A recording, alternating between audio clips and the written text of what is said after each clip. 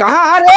हरदम साला घर में घुसा रहा था। का काका? वह पट्टी दरवा खेत बट गया रहा, अपने हिस्सा में देवाल उठा लिया था। हलवा लेके आओ, बताइए, चला मेरे साथ ही लेके आओ। अभी मजा आएगा ना भिड़ो। यहाँ चल, एक गड्ढा खोद। यहाँ हाँ, का है काका? पीपर एक पेड़ लगावे का है। तो पीपर एक पेड़ की लगाओ काका? अरे तू ना जानता है कि पट्टीदार एक घर है, एक पीपर एक पेड़ लगाए देबा ना, एक जड़ बहुत फैलत है, और जब जड़ फैले तो इनके जितनी देवालिया है ना सब दर्रा दे दे, 2 साल में सब गिर जाए घर दुआरवा। बहुत सही। समझा? पीपर एक पेड़ बहुत जल्दी बढ़ करत है। बहुत सही काका।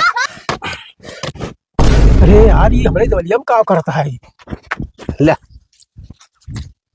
सही से लगाओ। कहा हो? हाँ, ये क्या करता है हमारे दवलिया में यार? तोहरे देवलिया में का करता है? जब हमारे तो बट गा है, हाँ। तो तुसे ऐसे का मतलब है? हम अपने वरिया चाहे जोन लगाई, तुसे का मतलब है?